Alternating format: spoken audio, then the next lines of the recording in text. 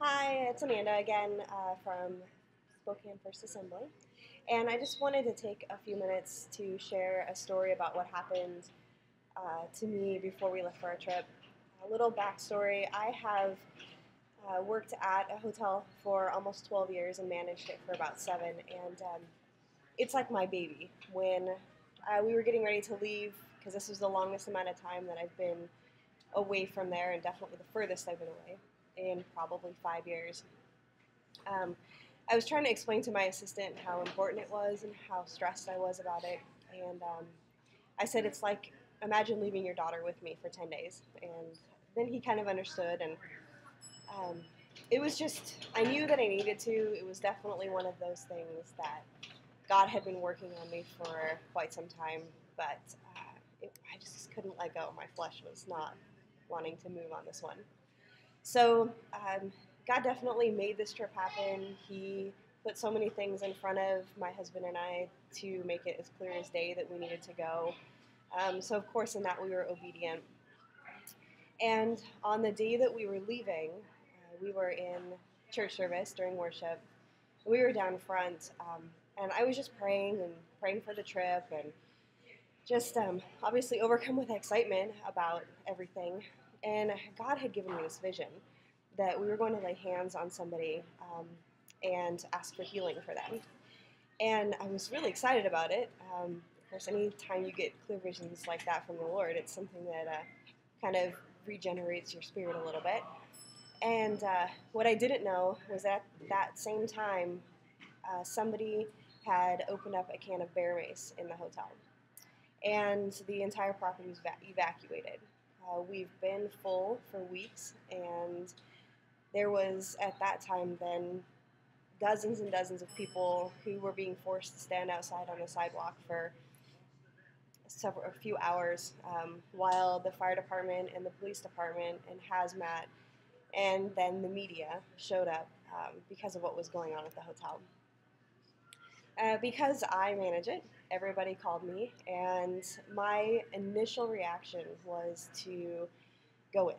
I was still at the church. We hadn't left yet. We still had about 2 hours until it was time to go. And so I remember I was standing down in the kitchen helping to make lunch, and a couple people I was working with said, if you need to go, then we've got this. And I just, while my flesh really felt like I needed to go, there was something deep in my spirit that was telling me to just kind of stay. And I was really kind of arguing with that for a little bit and went back up into the sanctuary and was talking to Pastor Adam and Erica quietly. And, um, they both said, do what you need to do, but which I completely respected.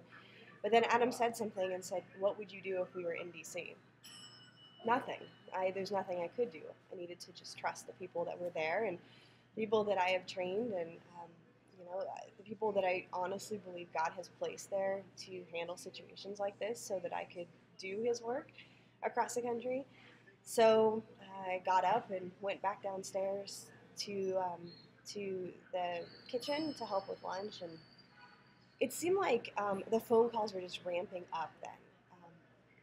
And I really felt this pressure on me.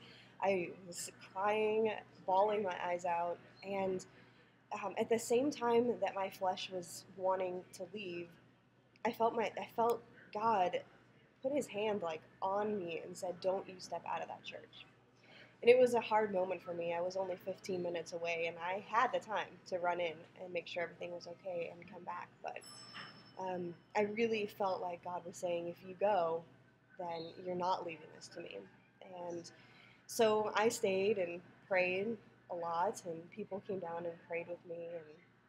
And in those moments, I learned a lot about praying with authority, and I probably in a little more joking manner than I should have, because I was still a little uncomfortable with it. Maybe I said, in Jesus' name, I pray that His breath just washes through that hotel and gets rid of the smell, and we can have it back quickly, because we're still full to capacity, and we didn't know what we were going to do with all those people. And so probably 30 minutes went by, and I needed to stop looking at my phone and just spend time with the people that I was going on this trip with. And I did end up getting a phone call from my boss a little while later, and he said that the police department, the fire department, hazmat, they handed everything back over to us, that we would be able to rent the hotel no problem. All the guests were extremely nice, very, very understanding. Nobody was upset. The situation wasn't near as bad as they thought it was, and the staff was phenomenal, and it was just one of those moments where I wanted to jump out of my skin. I was so excited and realized that um, just being obedient and having